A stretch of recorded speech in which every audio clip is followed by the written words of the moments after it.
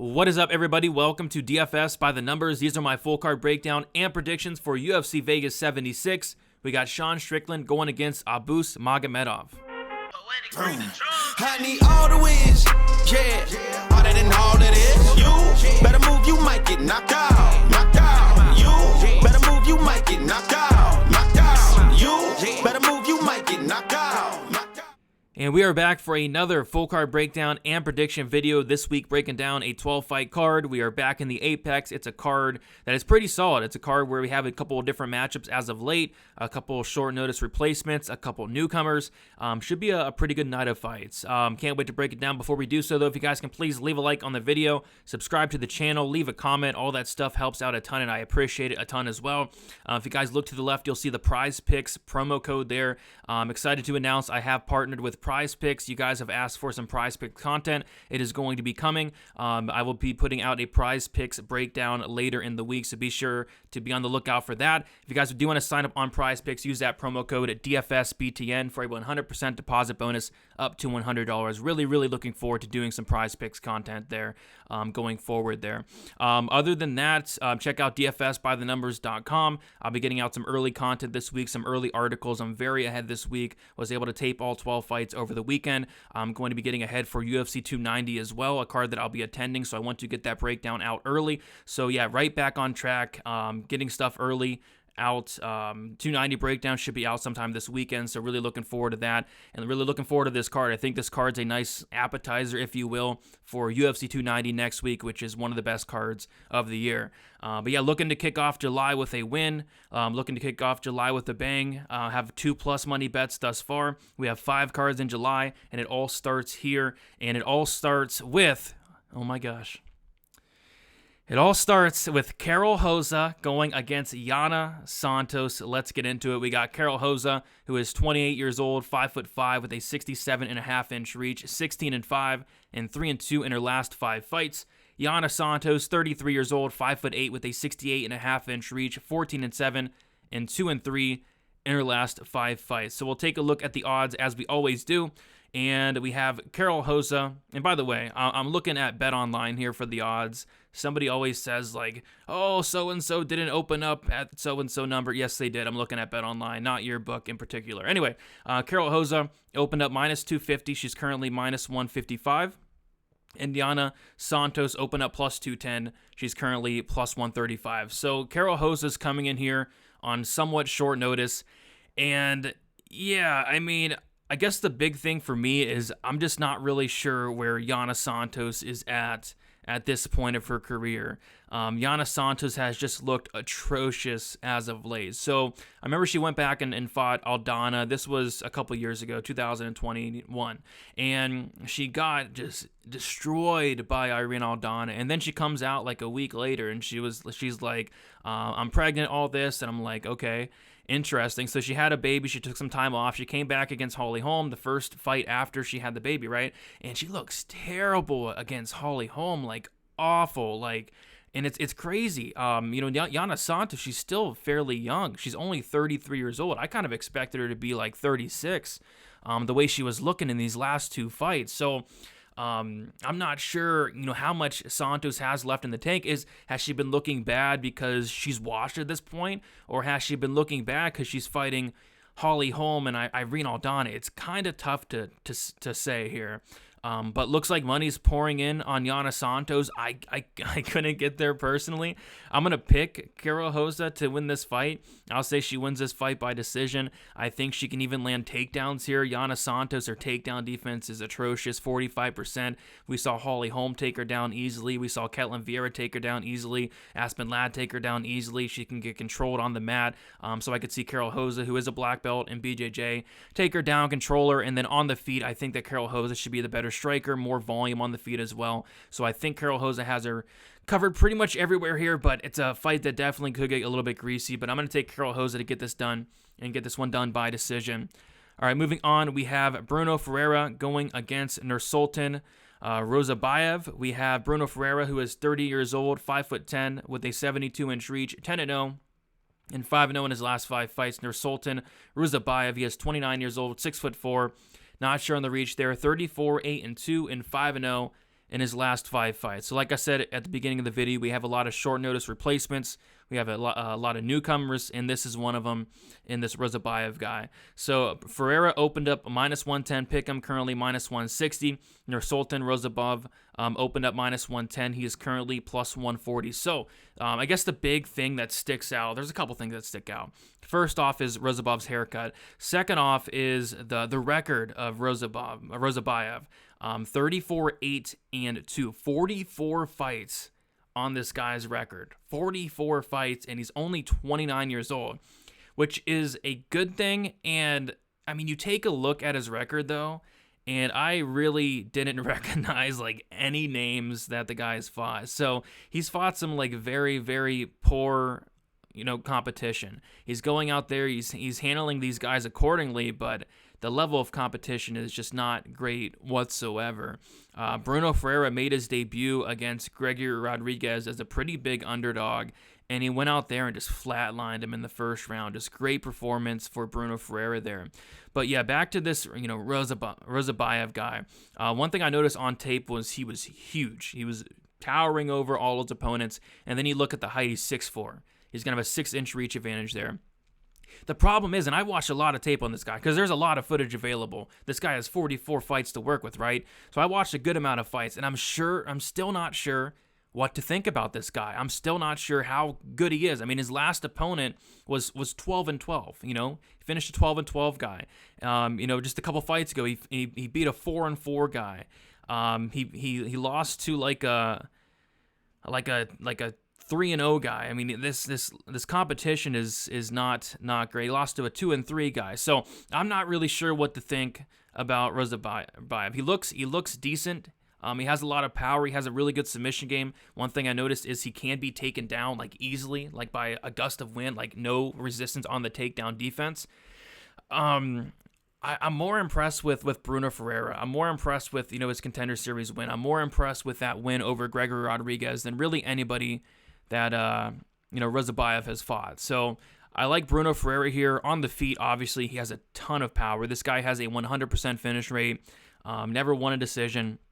And you can kind of see why with the way this guy hits. This guy hits like an absolute truck. Another thing is, this guy has solid wrestling. He's very physically strong. I think he'll have no problem taking down a big, giant 6'4" Ruziboev who has no takedown defense. And the thing with Bruno Ferreira, once he gets on top, he is deadly with the ground and pound. Very, very good ground and pound. Has a couple submissions on his record as well. It's a tricky fight though, because Ruziboev, I think it can go one of two ways. I think this guy can be legit, could be a very, very, very good fighter, or he could be a fraud. He could be a terrible fighter. I don't know. It's hard to tell with some of these guys. Yes, they look good outside the UFC, but good against who is the problem. So I'm going to take Bruno Ferreira. I feel more comfortable taking him.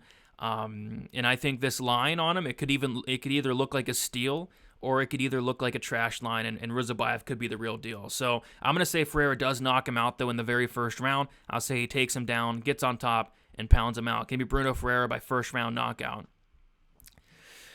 Oh, boy. Oh, my gosh. We have this fight. We have Alexandr Romanov going against Blagoy Ivanaov. We got Romanov, who is 32 years old, 6'2" with a 75-inch reach, 16-2 and 3-2 in his last 5 fights. I can't talk, my goodness. Blagoy Ivanaov, 36 years old, 5'11" with a 73-inch reach, 19-5 and 2-3 in his last 5 fights. Let's take a look at the odds here. Believe it or not, Alexandr Romanov is the favorite. He opened up -160, currently -135, and Blagoy Ivanaov opened up +140, currently +115. This is a fascinating matchup. It really is. Just a fascinating matchup. We have somebody in Alexandr Romanov who I had a bet on Alexandr Romanov this year, and it was my worst bet of the year, and it's not even close. My worst bet of the year was Alexandr Romanov. I got him at like -120. I even beat some line movement as well. And then, so I bet it on like Sunday, right? The week before. And then Alexandr Romanov shows up at weigh-ins on Friday, and I'm like, who is this guy? I mean, he looked in terrible shape. It looked like he hadn't even trained for the Alexander Volkov fight. And I'm sitting there with a Alexandr Romanov ticket, upset, and I bet the under. I hedged because I'm like, this guy's not going 12 and a half minutes. You got to be kidding me. I mean, he's probably not even going 5. So he shows up, looks terrible at the weigh-ins, and then he shows up on fight night.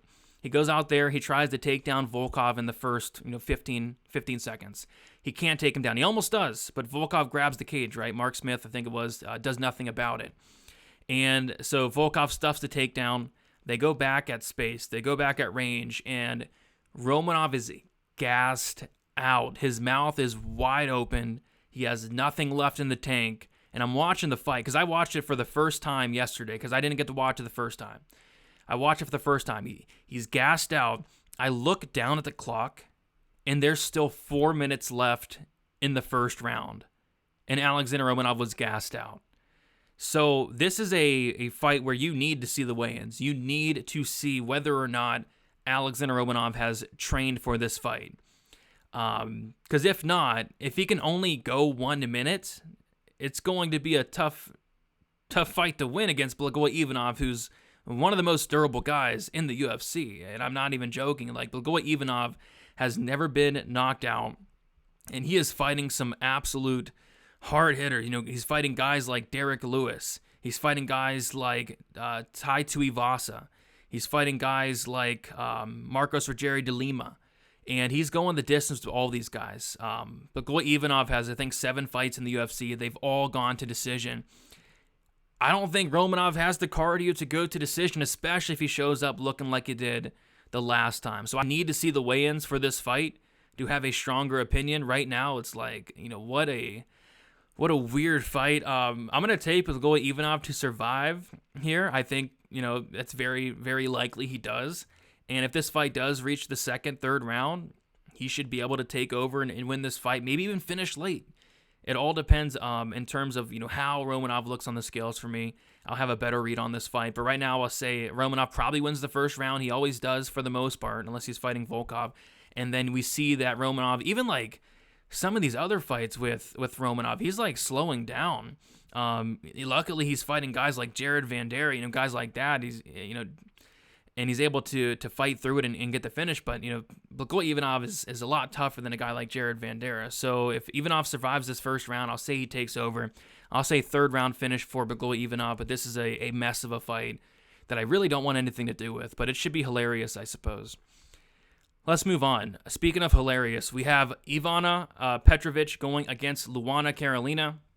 We have Petrovic, 29 years old, 5'8", with a 71-inch reach, 6-0, 5-0 in her last 5 fights. Luana Carolina, 30 years old, 5'6", with a 69-inch reach, 8-4, and 2-3 in her last 5 fights. Let's take a look at the odds, and we see that Petrovic is a big favorite, open at -225, currently -220. Luana Carolina open up +190, currently +185. This fight makes me sick. And these odds make me sick. So I watched Petrovic. Maybe my expectations were a little too high on her. But I watched one of her fights. I mean, she won by split decision. I thought she lost that fight. So I feel like she could be 5-1 here. And in like the majority of her fights, like she's losing a lot of minutes in these fights. She's getting outstruck a lot. She's getting hurt. I saw her get dropped before. And all that's very concerning, considering the level of trash competition she's fighting. Like, she is fighting some very, very poor competition. I mean, her first 2 wins were against 0-0 fighters. She beat a 2-0 fighter. She beat a 5-4 fighter, which I thought she lost that fight. She beat a 2-0 fighter. Her best win, her last fight, against a 7-1 fighter. So very, very low-level competition for Petrovic.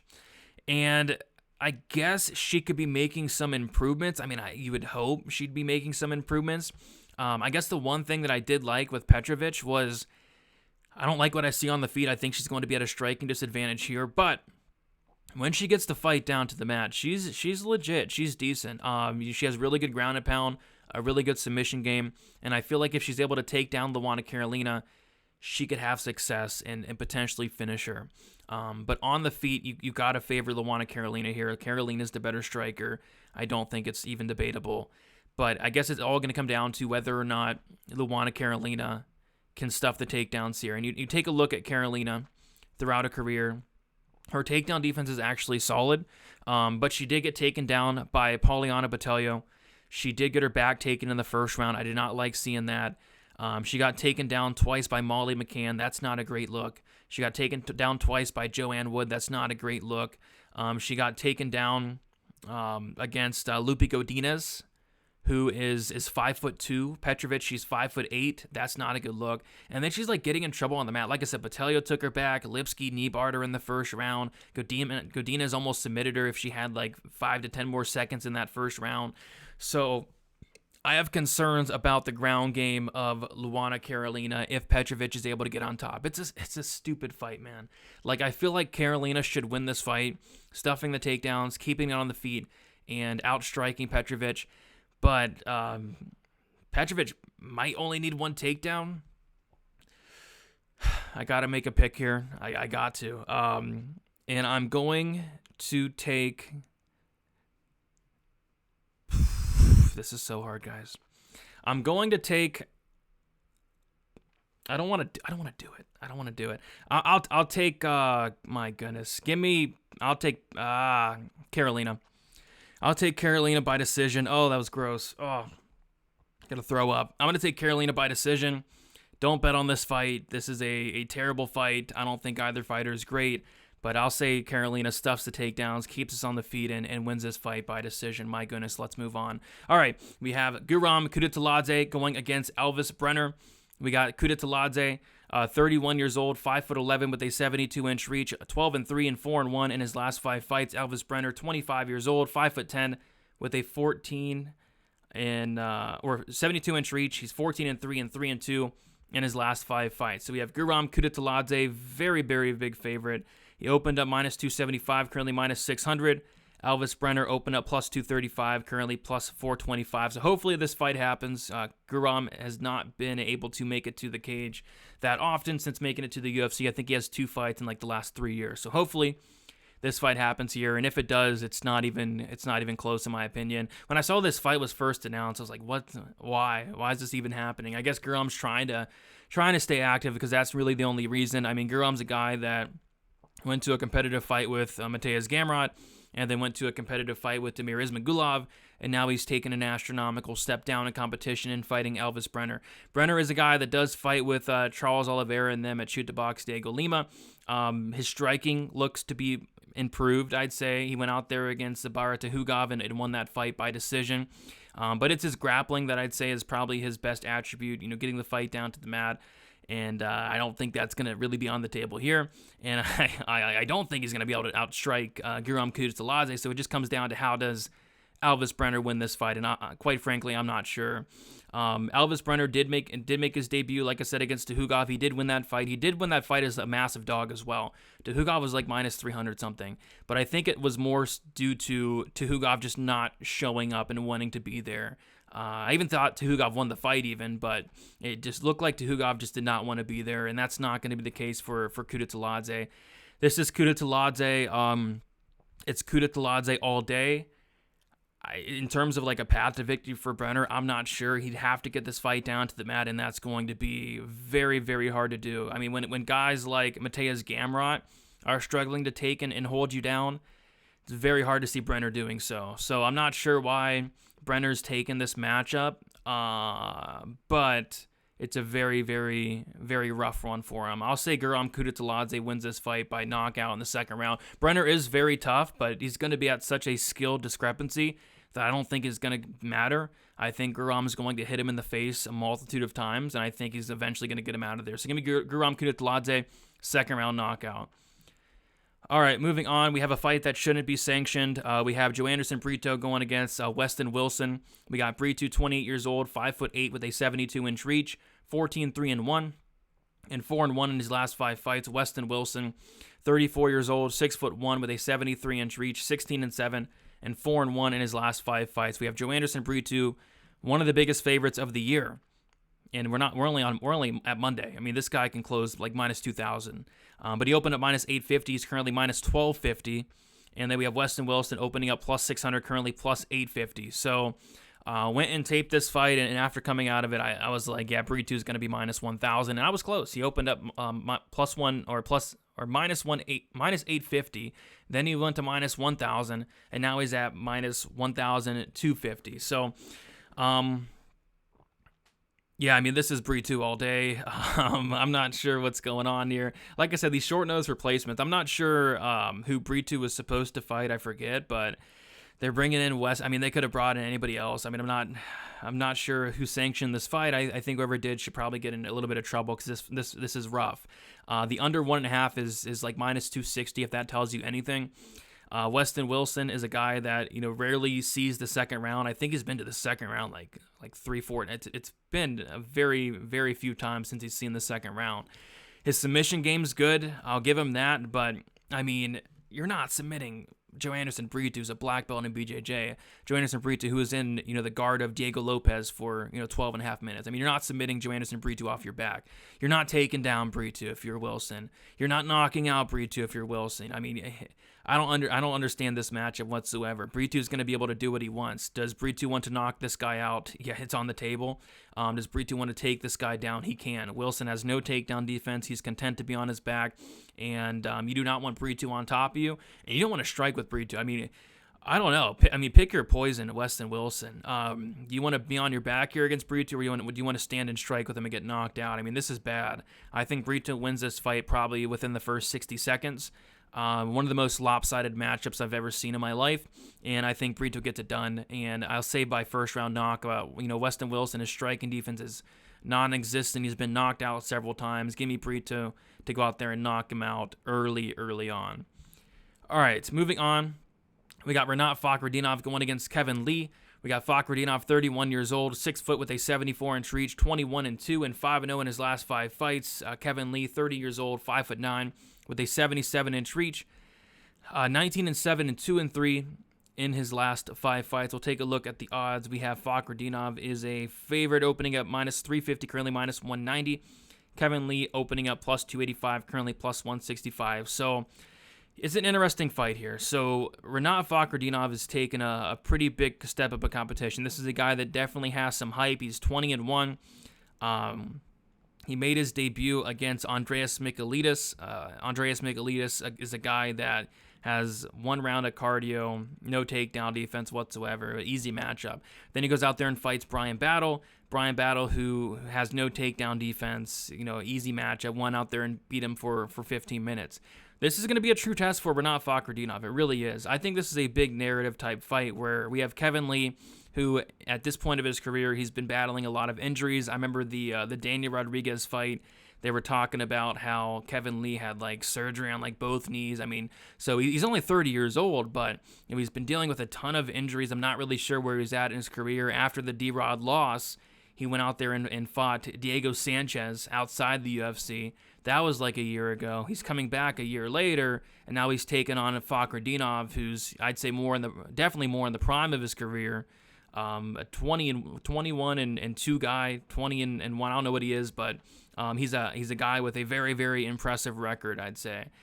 You dig into the record a little bit more, it's not as impressive. There's some questionable opponents out there for him, but we can't deny that Fakhretdinov, I mean, he's a very good fighter. He can wrestle. He can wrestle for 15 minutes.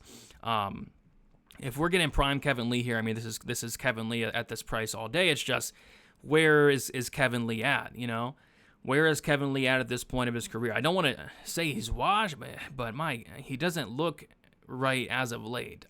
He's only 30 years old, and it's crazy to see that, but I don't know. I think Fakhretdinov is just the more fresher fighter at this point, the better fighter at this point.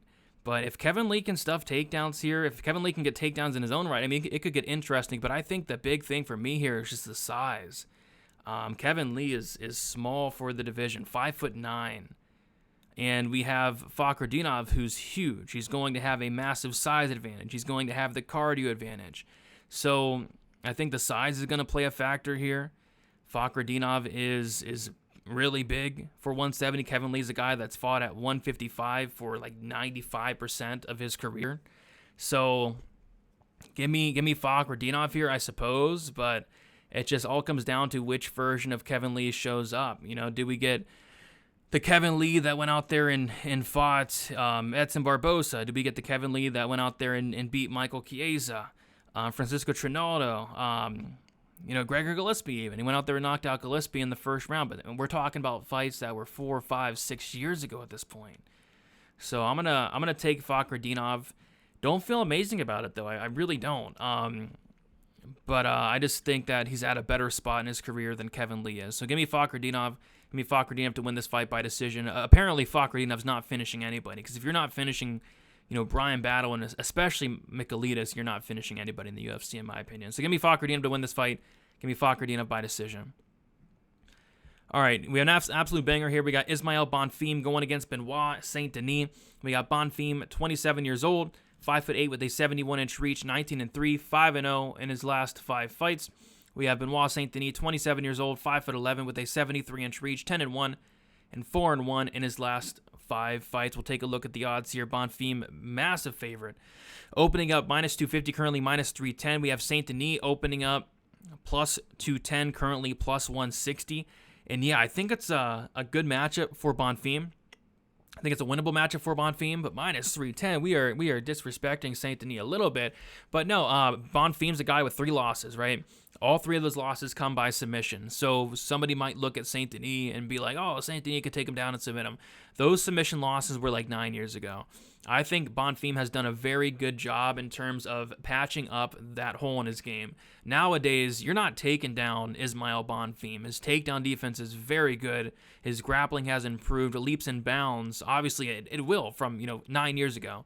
9 years ago, this guy was 18. So you can't look into those submission losses really at all, because he's patched up that hole in his game, in my opinion. It's looked much better.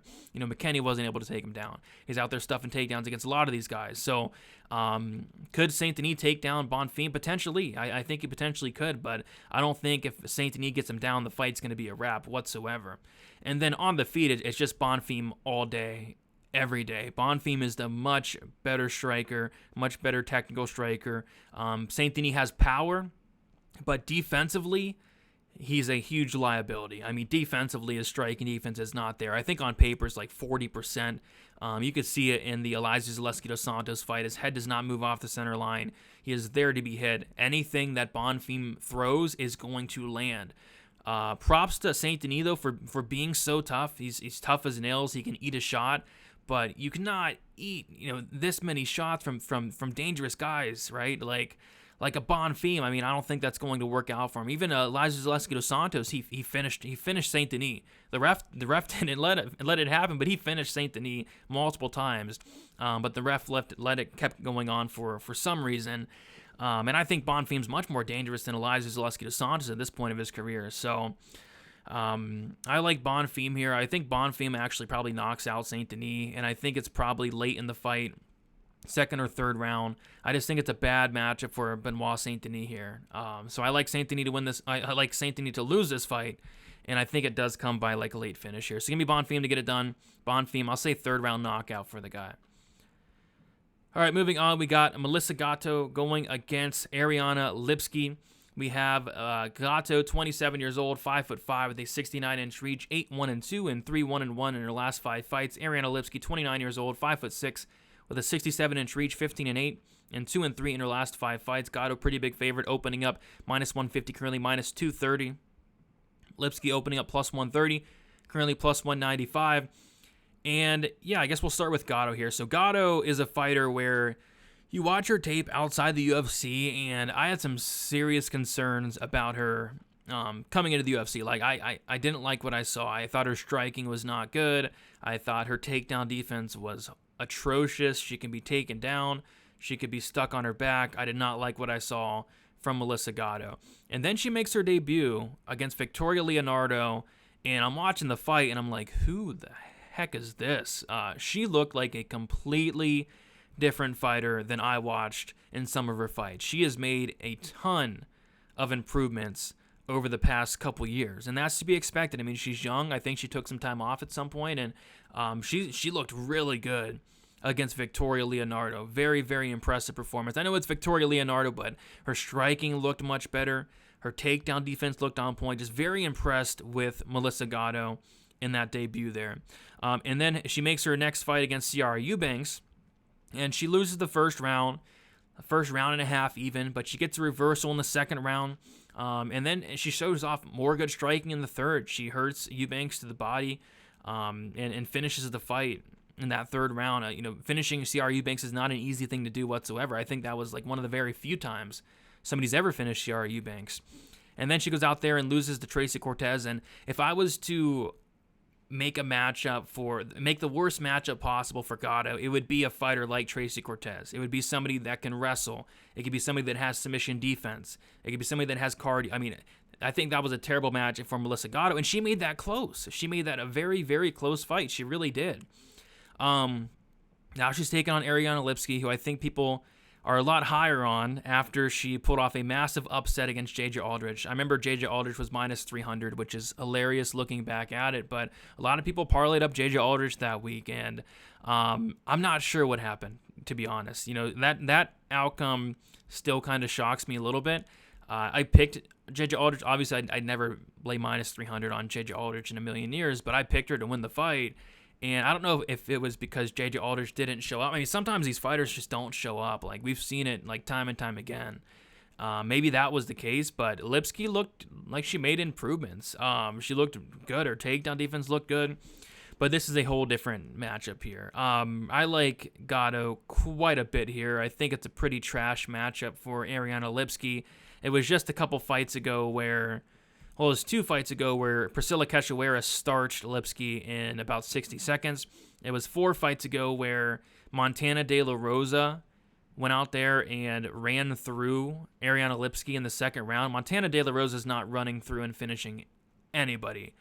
But Lipski's game off her back is not good. We saw Antonina Shevchenko, the bad Shevchenko, go out there and run through Ariana Lipski on the mat. My goodness, what is going to happen if Melissa Gatto were to get on top of Lipski? And the answer to that is very bad things. I think Melissa Gatto can get on top, pound her out, submit her.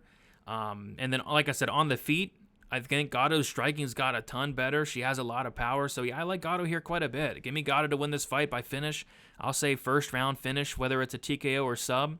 I'm not sure, but I think it is inside the distance, and I think it probably comes early as well. I think if this fight hits the mat, which I think it will, it's going to be Gatto all day. So give me Gatto to win this fight by first round. I'll say sub. Moving on, we got Michael Morales going against Max Griffin. We got Michael Morales, 24 years old, 6 foot, with a 79-inch reach, 14-0, 5-0, obviously in his last 5 fights. Max Griffin, 37 years old, 5'11", with a 76-inch reach, 19-9, and 4-1 in his last 5 fights. We'll take a look at the odds. Michael Morales, pretty big favorite. Opening up minus 240, currently minus 240. Max Griffin opening up plus 205, currently plus 205. So I'm very high on Michael Morales. I'm sure a lot are. He's only 24 years old. He's undefeated, 14-0. This is going to be a big, big test here for Michael Morales. He's had some okay wins. So he went out there and he finished Trevin Giles, Officer Giles, in his 2 fights ago. And then he went out there and beat Adam Fugit in the 3rd round. Both are solid wins, I'd say. Solid wins.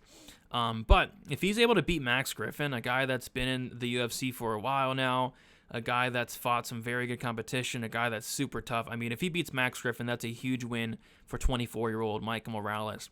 And in terms of how I see this fight playing out, I think it's close. Like, I would caution anybody laying minus 240 on Morales here. Because Max Griffin, one thing that he is he's a veteran first and foremost, but he's super tough. This guy's fought some really, really dangerous guys. He's only been finished once, and it was by Colby Covington a long time ago, ground and pound TKO. Max Griffin has 8 decision losses. I'm curious to see who's going to get the better of the wrestling exchanges here, because you take a look at Morales. I remember on the Contender Series, he started going for takedowns in that fight, and Laura Sanko was like shocked that he was going for takedowns because she said it's not really something she saw in the tape outside of that fight. So it looks like he is starting to add that wrestling. He's very, very physically strong as well. But with that said, he has no takedowns in the UFC thus far outside of the Contender Series. So what happens if Max Griffin takes down Mike Morales? I mean, it could get very interesting, but on the feet, I think it's competitive as well. I don't like the 40% striking defense of Michael Morales. That's not ideal at all. So I think Max Griffin's getting extremely disrespected in this matchup. But the thing that scares me is Max Griffin's not finishing Michael Morales. I think if there was a finish in this fight, honestly, it is probably from Michael Morales, although Max Griffin is so tough. And if this fight goes to decision, let's be honest, who does the UFC want to win this fight? Do they want 37-year-old Max Griffin, 37 years old at welterweight, to win this fight, or do they want the undefeated 14-0, 24-year-old Mike Morales to win this fight? And I think the answer is pretty obvious. So if we do go to decision, if the fight's close, which I expect it to be, who do you think it's going to? It's going to Morales. Even if Max Griffin wins the fight, it's probably going to Morales. So we saw it last week with Jack Jenkins, Jamal Emmers. Who did the UFC want to win? Obviously Jack Jenkins. And who won? Jamal Emmers did, but they gave it to Jack Jenkins. So same type of scenario here. I just think Michael Morales has multiple ways to win, whether it is finishing Max Griffin, whether it is winning at a close decision, whether it's even losing a decision, but still getting the nod on the judges' scorecard. So in terms of a pure pick, it's Michael Morales, but this line's kind of ridiculous. But I think he gets the win. So give me Michael Morales to win this fight and win it by decision. Moving on, we got Damir Ismagulov going against Grant Dawson. We got Ismagulov, 32 years old, 5'10", with a 74-inch reach, 24-2, and 4-1 in his last 5 fights. Grant Dawson, 29 years old, 5'10", with a 72-inch reach, 19-1, and 4-0 in his last 5 fights. So we'll take a look at the odds here. We see that Damir Ismagulov opened up minus 155, currently minus 115. Grant Dawson opened up plus 135, currently minus 105 here. So this is a big narrative fight for me. I'm a huge fan of Damir Ismagulov. I always have been. I've always thought that he was the dark horse in the division. He's a guy with really good striking, really good takedown defense, really good grappling, really good durability, a guy that's a great minute winner. You know, I like Damir Ismagulov a ton. The problem with Damir Ismagulov is I'm not really sure where he's at this point of his career. He made a post on Instagram, January 1st, I think it was, saying that he retired. He retired from the sport after the Arman Tsarukyan loss. He said that he's been dealing with a ton of health issues outside the cage, that he's forced to retire, right? And yeah, so he retired. He was done. And then it was like 2 weeks later, he makes another post saying that he has one last fight on his contract. One last fight. So he's going to take this fight. This is the last one, apparently. This is Damir Ismagulov's retirement fight. The injuries are too much. He can't fight anymore. That's terrifying, right? I mean, that's not good to hear at all. Damir Ismagulov apparently battling a ton of injuries. He's 32, and I think he's lying about his age, to be honest. I mean, this guy looks 40 to me, and I don't know. Like, I'm watching his fights, and I don't know if you guys have noticed, like, he does this like weird like tick that he has. And I noticed it a lot in the Alves fight, and it looked bad. But it was his last fight against Arman Tsarukyan where it was like really bad, like the squint he does or whatever. It was so bad to the point where he was doing it so bad that Mark Smith was like staring him down early on in the fight, like what's wrong, like that. So I'm not sure what's going on with Damir Ismagulov. Like, he looks off in there. He's still a very good fighter, don't get me wrong, but he just looks off compared to how he usually does. So narrative aside, I think it's a close fight. I really do. If this fight was a year or two ago, it'd probably beat Damir all day, every day. You should have the takedown defense to keep it on the feet, and when it's on the feet, it's Damir all day. But a lot has changed over the past 2 years to where I question where Damir Ismagulov's at in his career, and Grant Dawson's making significant improvements very, very quickly at American Top Team. Grant Dawson's striking is a lot better. His cardio looks a lot better. His game planning looks a lot better ever since moving to American Top Team. And we saw Damir Ismagulov taken down, controlled by Arman Tsarukyan. And don't get me wrong, Grant Dawson is not Arman Tsarukyan. Arman Tsarukyan, I think he's the better wrestler between the two, although Grant Dawson, very good wrestler, wrestling background. Arman Tsarukyan just does a better job at getting fights down to the mat. But what I think Grant Dawson does better than Arman Tsarukyan is the control. Grant Dawson, if he gets you down, you're not getting back up. If he takes your back, you are not getting back up. You're not getting him off your back for the entire round. The cardio is a concern with Grant Dawson, but it's a concern for Damir Ismagulov, especially at this point of his career. He lost the third round on all 3 judges' scorecards against Rafael Alves. That's terrifying. So, narrative type fight, but I'm going to take Dawson here. A lot of people are very confident one way or another. I think it's hard to be. Like, everybody's like, oh, I'm going to smash Damir Ismagulov this week. Max bet Damir Ismagulov. I'd be cautious in doing that because he's literally going to retire and he's like injured or whatever. I don't know. He's dealing with a lot of injuries. So I'd pump the brakes on Demir at this point. I was high on him, not so much anymore. This is apparently his last fight. I think Grant Dawson at this point definitely has the higher upside, and I think Grant Dawson is going to go out there and win a decision. I think it's going to be close, but I think he gets it done by decision here. Moving on, we got Sean Strickland going against Abus Magomedov. We got Sean Strickland, 32 years old, 6'1", with a 76-inch reach, 26-5 and 3-2 in his last 5 fights. Abus Magomedov, 32 years old, 6'2", with a 78-inch reach, 25-3-1 and 4-1 in his last 5 fights. So we'll take a look at the odds here. We see that Sean Strickland opened up -170. He is currently -170. Abus Magomedov opened up +145, currently +145. When I saw this fight announced, I was kind of surprised, to be honest. Abus Magomedov has 1 fight in the UFC, and that 1 fight is over Dustin Stoltzfus, who I think has been cut at this point. So it's a massive step up of competition for Abus Magomedov. Abus Magomedov has actually fought better competition outside the UFC compared to his Dustin Stoltzfus win. But this just tells me that the UFC is very high on Abus Magomedov. Very, very high on the guy. Abus Magomedov, he's very dangerous. A lot of his fights end very early, so it's going to be interesting to see how he looks when the fight gets extended against Sean Strickland here. I feel like if Abus Magomedov wins this fight, it's first-round knockout, which could happen. And we saw Ferreira knock out Strickland. We saw Elias Zaleski dos Santos knock out Strickland. If Abus Magomedov wins this fight, it's first-round knockout. I don't really see it any other way. Magomedov's not going to take down Strickland and wrestle him. I don't see that happening. It's not on the table for me. It just all comes down to whether Sean Strickland survives, the first 12.5 minutes. I mean, if this fight gets to the 3rd, 4th, and 5th round, we don't see Magomedov there all too often. Sean Strickland's been 25 minutes with guys like Jared Cannonier, guys like Jack Hermanson, really good guys. So I like Sean Strickland here. I think the line's about right. Sean Strickland's fought the much better competition. He has 5-round experience. He should be the much better striker, especially down the stretch. I think early on, super competitive. Abus is going to have his moments. And as long as Sean Strickland doesn't get starched in the first round, I think it's a pretty, I don't want to say easy fight. I mean, but if it does get late, I think it's going to be easier as the fight goes on. So I like Sean Strickland by decision. He's not finishing really anybody.